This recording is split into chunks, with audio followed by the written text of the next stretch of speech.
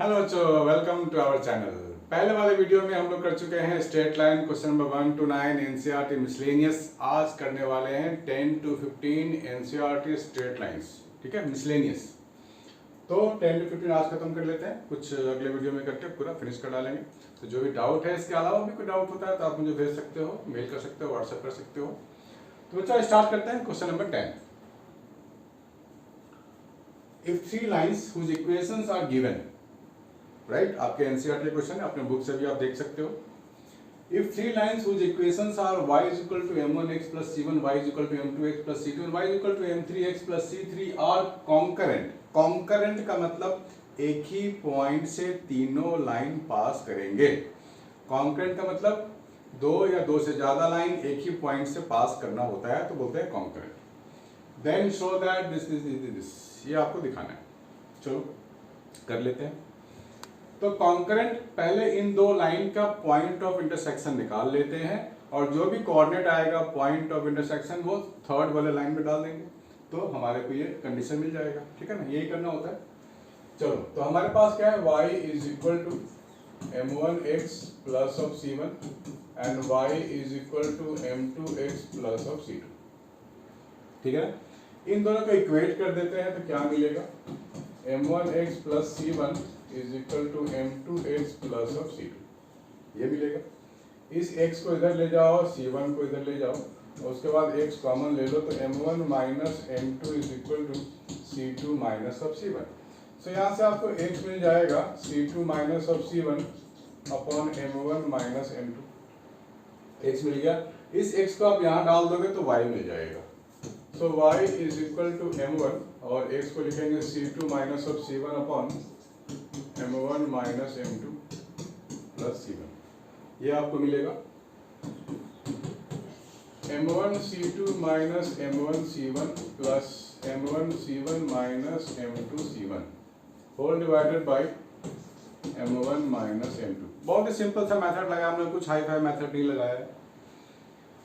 m1 c1 खत्म हो गया तो y आपको मिल गया m1 c2 minus m2 c1 upon m1 minus m2। ये आपको कोऑर्डिनेट मिल चुका है, x coordinate and y coordinate. अब इस x y कोऑर्डिनेट को हम लोग थर्ड वाले लाइन में डाल देते हैं। ठीक है ना, थर्ड वाले लाइन में डाल देते हैं तो क्या होगा, वहां पे y की जगह मैं ये लिखूंगा और x की जगह मैं ये लिखूंगा। लिख दें, चलो लिख देते हैं। y की जगह ये डाल दो, that is equal to what, m3 into x। x की जगह ये डाल देते हैं, x की जगह हो जाएगा c2 minus of c1 upon m1 minus m2 plus of c3, ये डाल दिया हम लोगों ने। ठीक है ना, ये इसको अरेंज कर लो, आपको ये मिल जाएगा। कर सकते हो तो बहुत अच्छी बात है, नहीं तो मैं कर ही रहा हूँ आपके लिए। बस आपको अरेंज करना है, अरेंज करके इस वाले कंडीशन तक ले आना है। m1 माइनस m2, ये है m1 c2 minus m2 c1 और divided by m1 minus m2। इसके बाद इसको एलसीएम ले लो आप, m2 into c2 minus of c1, ठीक है, plus of c3 into m1 minus m2 whole divided by m1 minus m2। ठीक है ना, ये मिल गया। ये दोनों तो पूरा कट खत्म। अब देखो ये कंडीशन कैसे आएगा, m1 into c2 minus c3, m1 c2 minus m2 c1, इसको आप पूरा मल्टीप्लाई होने दो तो क्या मिलेगा, m2 c2 minus m2 c1 m1 c3 minus m2 c3, ये मिलेगा आपको। तो m1 m2 m3 को आपको अकेले छोड़ना पड़ेगा, ये m1 है और यहाँ भी m1, इसको इधर ले आओ, ये मिल जाएगा c2 minus of c3, right. मैं इस m1 इसको इधर ले गया तो इन दोनों का काम तो हो गया।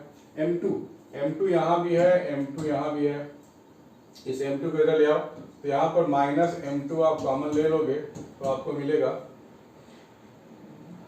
ये भी m2 है, ये भी m2 है, ये भी m2 है, m2 m2 m2 m2 m3, sorry ये m3 है, सॉरी दिस इज m3, यहीं पे गड़बड़ था। चलो बाकी ठीक कर लेते हैं क्योंकि अब एक गड़बड़ है तो सारा गड़बड़ हो गया ना। तो बाकी आप यहाँ से ठीक कर सकते हो, m1c2 minus m2c1 upon m1 minus m2 is equal to m3c2 minus m3c1 plus LCM लेंगे तो ये पूरा टर्म यहाँ मल्टीप्लाई हो जाएगा, तो आप लिखोगे m1c3 minus m2c3 upon m1 minus m2, ये भी खत्म और ये भी खत्म, ठीक है ना, ये दोनों कट कट खत्म। अब आपके पास जो बचा है वो क्या बचा है, m1c2 minus of m2c1 m3c2 minus of m3c1 plus m1c3 minus of m2c3, ये बचा है। अब देख लो m1 कहाँ का, यहाँ m1 है, यहाँ m1 है, इसको एक तरफ आप ले जाओ, ये हो जाएगा m1c2 minus of c3, right, इसका काम खत्म। अब आपको m2 के बारे में सोचना है, तो यहाँ m2 है और यहाँ m2 है, इसको इस साइड ले आओ और m2 आप कॉमन ले लो, ये मिलेगा c3 minus of c1, right, ये दोनों भी खत्म, ठीक है। अब इस पूरे टर्म को आप लेफ्ट साइड में लाओगे और m3 कॉमन ले लोगे तो आपको मिलेगा c1 माइनस c2, ये पूरा आपको मिल गया। This is the required condition, इसको नोट करो बच्चों।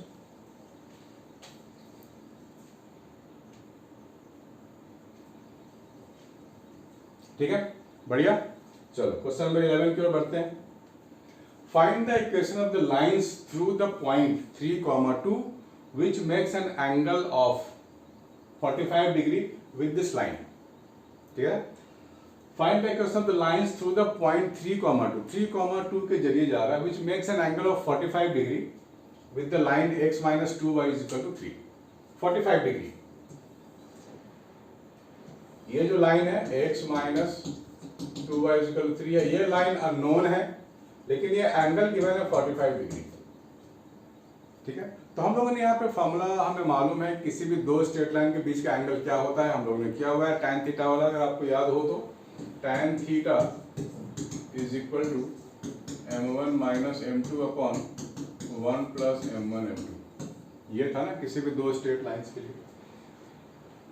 Find the equation of line through the point 3,2 which makes an angle of 45 degree with this line. इस लाइन का स्लोप क्या है, इस लाइन का स्लोप है x/2 माइनस 3/2। तो यहाँ पे जो स्लोप आप लिखोगे, मान लो कि m1 है, दैट इज 1/2, ठीक है ना, स्लोप तो यही है 1/2, तो m1 की जगह 1/2 डालते हैं, tan 45 डिग्री तो 1 हो जाता है।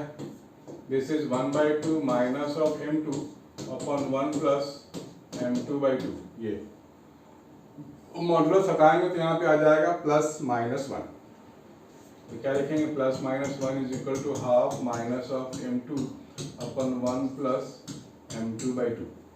अब यहाँ से दो केस लेंगे हम लोग, एक पॉजिटिव 1 के लिए, एक नेगेटिव 1 के लिए। तो पॉजिटिव 1 के लिए लेंगे तो क्या मिलेगा, 1 माइनस, मैं एलसीएम ले रहा हूँ, 2m2 एंड 2 प्लस m2, इसको सॉल्व कर लेते हैं, ठीक है ना, इसको सॉल्व कर लिया, ये हो गया 3m2 is equal to -1, m2 की वैल्यू हो गई -1/3, यही होगा ना, -1 ले लेते हैं अब, so -1 is equal to 1 minus 2m2 upon 2 plus of m2। यहाँ से हम लोग m2 की वैल्यू फाइंड कर सकते हैं, दूसरी value -2 minus of m2 is equal to 1 minus 2m2, ये हो जाएगा m2 इज इक्वल टू 3, ठीक है ना, m2 इज इक्वल टू 3 और यहाँ पे m2 है -1/3, दोनों लाइन परपेंडिकुलर आ रहे हैं। तो find the equation of line, तो इक्वेशन फाइंड कर लेते हैं। इसमें क्या है, दो स्लोप मालूम पड़ गया है और they are passing through a single point, they are passing through a single point. तो आप फटाफट लिख लोगे y minus y1 upon x minus x1, इसी पॉइंट से पास कर रहा है ना, that is equal to slope -1/3। एक तो ये लाइन ये हो गई, दूसरी line y minus 2 upon x minus 3 is equal to 3, दूसरी लाइन ये हो गई, हो गया ना बात खत्म। चलो बच्चों इसको नोट करो, मैं पानी पी के बनाऊंगा अब 12th नंबर। आइए बच्चों स्टार्ट करते हैं question number 12। Find the equation of the line passing through the point of intersection of the line this and has equal intercept on the axis. Equal intercepts on the axis का क्या मतलब हुआ, मतलब ये जो line है यहाँ length अगर a बनाता है तो यहाँ भी लेंथ a बनाएगा, equal intercept on the axis. Find the equation of the line passing the point of intersection of the this and this. पहले पॉइंट ऑफ इंटरसेक्शन निकाल लेते हैं, ठीक है ना। एंड एन इक्वल इंटरसेप्ट, तो किसी भी लाइन के लिए इंटरसेप्ट के लिए फॉर्मूला हमारे पास है ये वाला। इस केस में ये b लेते थे, लेकिन यहाँ भी a है, तो क्या हो जाएगा x by a plus y by a is equal to 1, ये इक्वेशन आएगा। अब ये जो है एक्स वाई यहाँ पर हमें मालूम है, एक्स वाई क्या है, एक्स वाई है point of intersection of this two lines. तो फाइंड कर लेते हैं ना दिस टू लाइंस के लिए,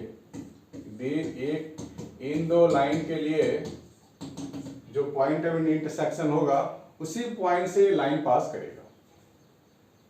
2x minus 3y plus 1 is equal to 0।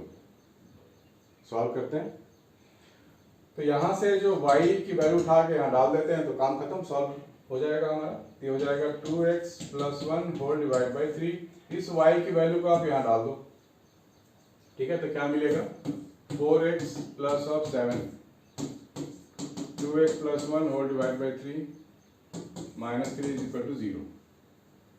ये हो जाएगा 12x plus 14x plus 7 minus 9 is equal to 0। ये हो जाएगा 26 minus 2, 26x minus 2 is equal to 0। x की वैल्यू हो जाएगी 1/13, x की वैल्यू हो जाएगी 1/13, ठीक है ना। तो y की वैल्यू भी निकाल लेते हैं। आप यहाँ पे x की वैल्यू डाल दो 1/13, ये हो जाएगा 2/13 plus 1 whole divide by 3, 15/13 into 3, ये हो जाएगा 5/13, 5/13। तो x और y दोनों की वैल्यू आ गई, आप यहाँ डाल दो, राइट। तो सबसे मेन बात है, क्वेश्चन को अगर आप समझ गए तो खुद से भी ट्राई कर सकते हो, अटेम्प्ट कर सकते हो, नहीं है तो आपके लिए बहुत सारे यहाँ पे सॉल्यूशंस तो है सबका सब।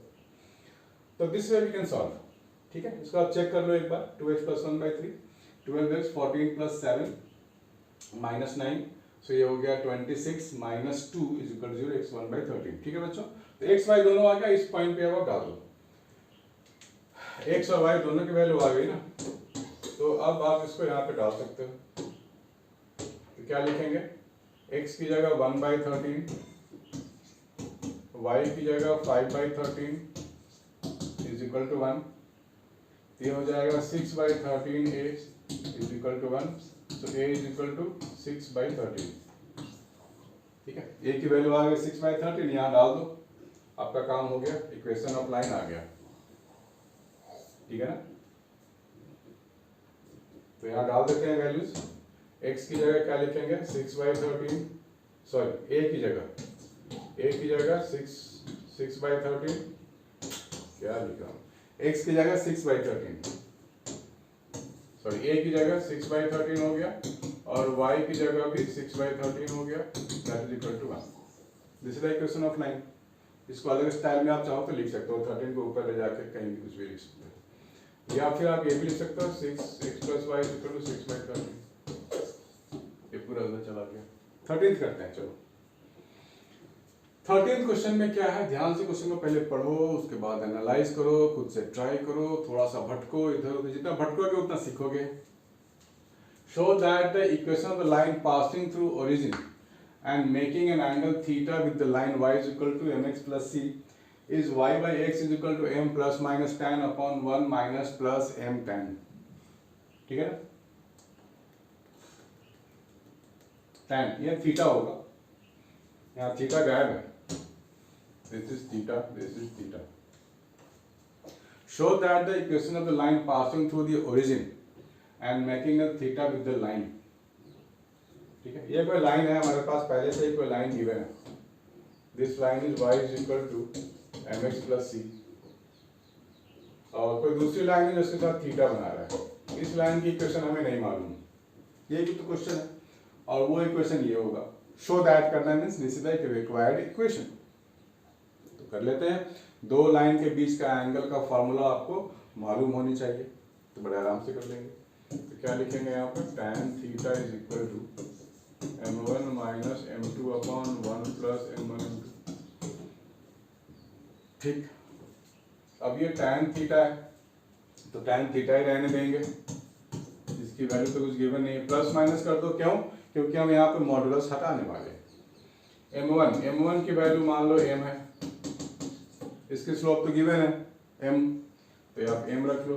दूसरे वाले की m2 हमारे को नहीं मालूम, तो यहाँ से दो केसेस निकल के आएंगे, plus tan theta minus tan theta. दो केसेस निकल के आएंगे, plus tan theta minus tan theta. तो अगर मैं प्लस tan थीटा अगर लेता हूँ तो मुझे मिल जाएगा m minus m2 upon 1 plus m into m2।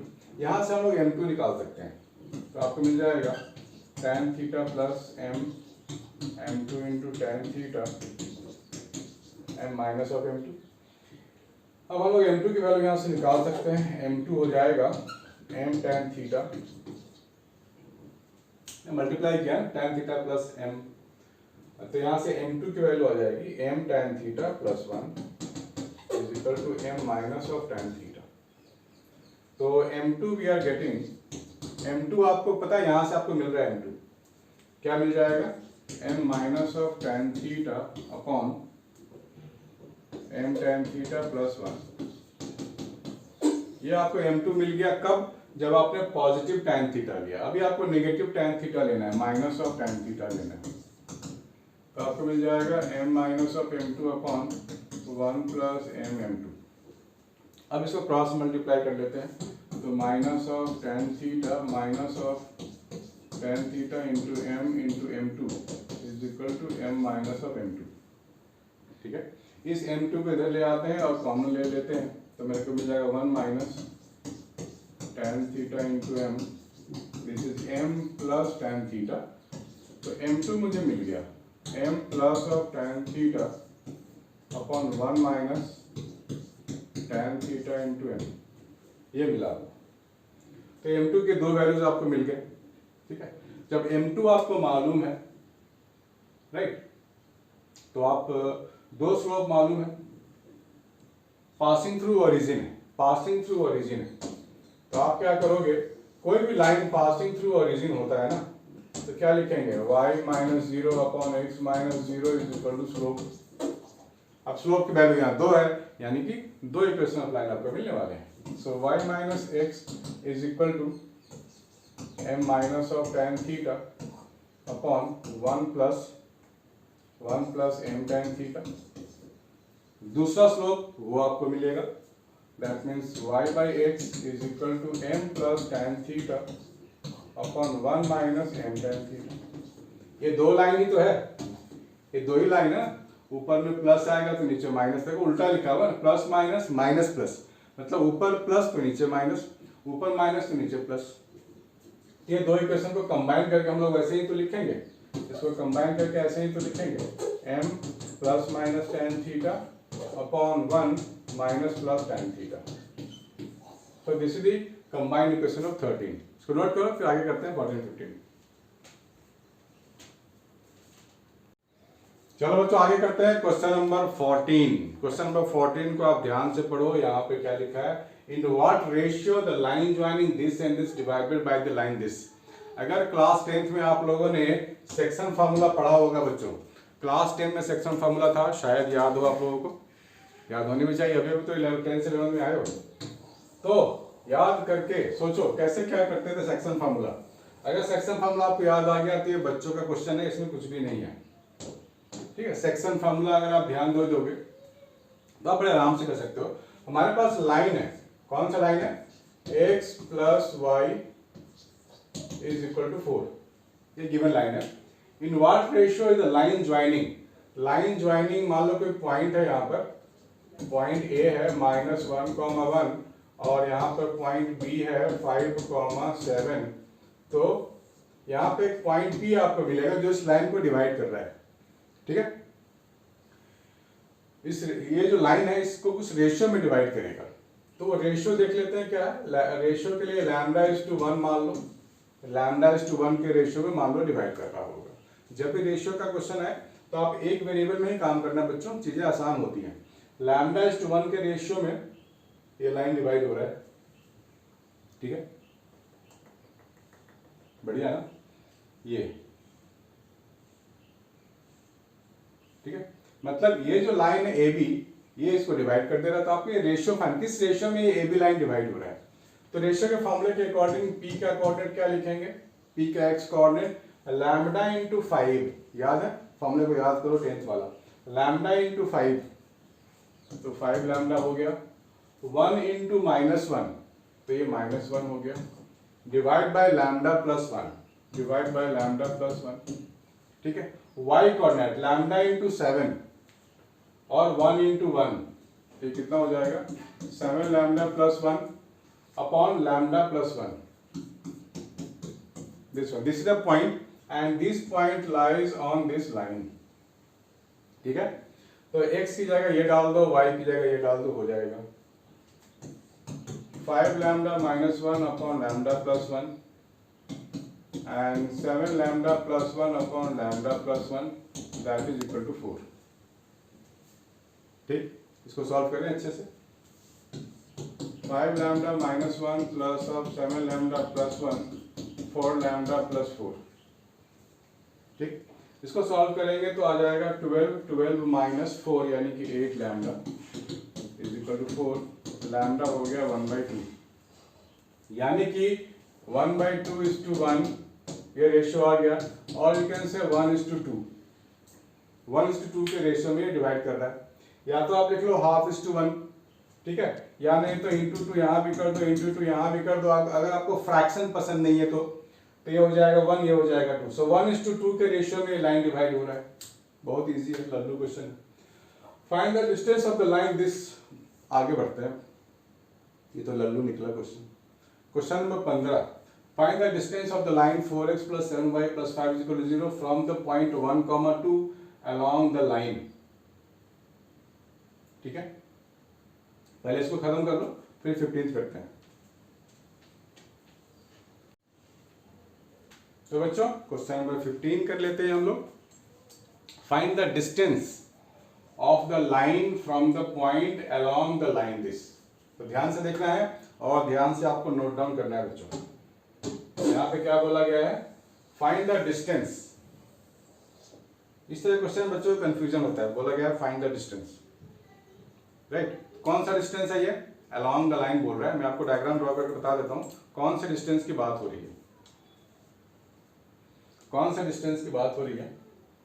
तो ये आप एक लाइन मान लो, ऐसे आप एक लाइन ऐसे ले लो, दिस लाइन इज मान लो 4x plus of 7y plus 5 is equal to 0 from the point 1, 2 along the line। दूसरी लाइन है ये वाली 2x minus y is equal to 0। तो ये जो पॉइंट है ना 1, 2 वो तो इस पे लाई कर रहा है 1, 2, और यहाँ कहीं पे मान लो पॉइंट ऑफ इंटरसेक्शन है, तो ये वाली लेंथ आपको फाइंड करने को बोला गया है, ये वाली length, distance of this line from the point along the line, along the line, ये मान लो C है, तो C से लेके A तक आपसे डिस्टेंस मांगा गया है बच्चों। क्वेश्चन को समझना है बहुत ही अच्छे से, वरना मामला गड़बड़ हो सकता है, ठीक है बच्चों। क्वेश्चन को फिर से पढ़ो, find the distance of this line from the point along the line, इस लाइन के अलोंग ही आपको जाना है, और यहाँ पे जहाँ पे इंटरसेक्ट करेंगे वो पॉइंट तक के डिस्टेंस आपसे ही मांग रहा है। तो आपको सबसे पहले फाइंड करनी पड़ेगी पॉइंट ऑफ इंटरसेक्शन, तो कर लेते हैं। इस लाइन को आप ध्यान से देखो, यहाँ आप लिख सकते हो y is equal to 2x आप लिख सकते हो, तो y की जगह यहाँ 2x डाल देना, डाल देते हैं 4x प्लस ऑफ 7, y की जगह लिखो 2x, तो ये हो जाएगा 14 plus 4 18x plus 5 is equal to 0, so x की वैल्यू है -5/18, ठीक, x की वैल्यू -5/18, तो यहाँ डाल दो 2 इंटू -5/18 यानी कि -5/9 हो गया, y के x y का कोऑर्डिनेट आपको मिल गया, -5/18 और -5/9। अब C से लेके A तक आपको निकालनी है डिस्टेंस फार्मूला, तो ये क्या हो जाएगा 1 माइनस ऑफ -5/18 का स्क्वायर, और दूसरा 2 माइनस ऑफ -5/9 का स्क्वायर, ठीक है ना। तो आपको क्या मिल जाएगा 1 प्लस 5/18 का स्क्वायर 2 प्लस 5/9 का होल स्क्वायर अंडर रूट, हो गया। इसको आप सिंप्लीफाई कर लो, काम खत्म है। तो बच्चों इस वीडियो में हम लोग इतना ही करेंगे 15 तक, नेक्स्ट वीडियो में करेंगे 16 ऑनवर्ड्स। तो बने रहो, देखते रहो, लाइक कमेंट सब्सक्राइब करते रहो। बाय बच्चों, मिलते हैं नेक्स्ट वीडियो में, टेक केयर।